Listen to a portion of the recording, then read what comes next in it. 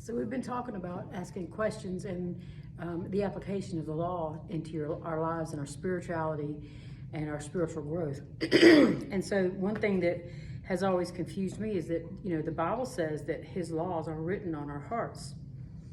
Have you ever seen, though, a law library? There are volumes and volumes and volumes of statutes and codes and rules and regulations and theories and cases, and you have laws that judges make, and you have laws that applied here and there. You got traffic laws, then you got all kind of regulations for literally anything you could do, and they fill up just massive rooms with law libraries. This is the law. Well, is it? So if you ask the questions, what is the law? And we can look at the etymology of the word law, and you can go back to Bovier's, from the 1700s, I think, and you'll see definitions like a law is a construct of rules accepted by the majority of a society and imposed by courts, and so some kind of, I don't know what the definition is, because that wasn't the one that I focused on.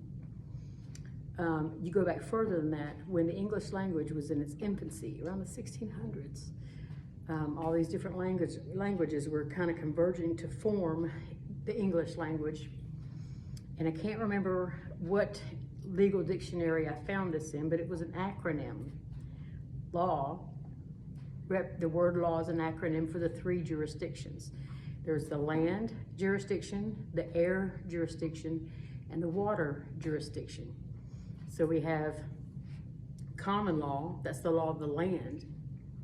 The air jurisdiction is spiritual or ecclesiastical law, and then the water jurisdiction is admiralty, maritime, or commercial law.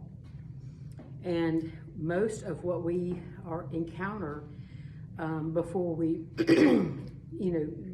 start looking at the land jurisdiction is either ecclesiastical law that's been stretched and modeled into something that can be used to control a group of people through fear of hell, death, and the grave, I guess. And the water jurisdiction, which is commercial law.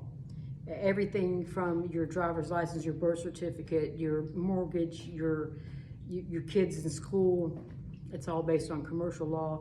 And they, look at Black's Law Dictionary. Black's Law Dictionary is an evolution of legal language, and you can see, you can look up a definition of a word in the first edition, and it'll change slightly through all these different editions until you get to the 13th, 14th, and it's something completely different.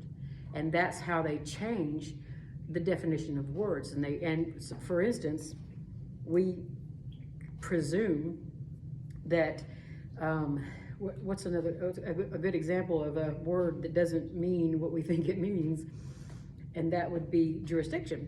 So a lot of times we think jurisdiction means a city. If you're within the city limits, that's the jurisdiction. Well, that is the jurisdiction of the agency of the police, but then you have the county, and a whole different agency polices that area. You've got the state, and there's a whole different agency that polices that and has jurisdiction over that. But it doesn't necessarily mean power, it means effect. So, you have to go through the versions of Black's Law to find these things out. And there's so many different versions, and they alter the meaning of a word as the language develops. And I think, now even this year we've got another new edition of Black's Law.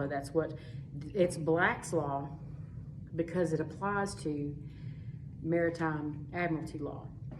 If you are having a common law hearing, you can't use the definitions in Black's Law. They don't apply, because black is a civilly dead entity, or a U.S. citizen, or a paper company or corporation or a commercial matter. So Black's Law is used almost exclusively in court hearings. When you have a common law hearing or you're dealing with a common law issue, those words in Black's Law are not quite appropriate for this different jurisdiction of law, this different effect of law. Ask questions.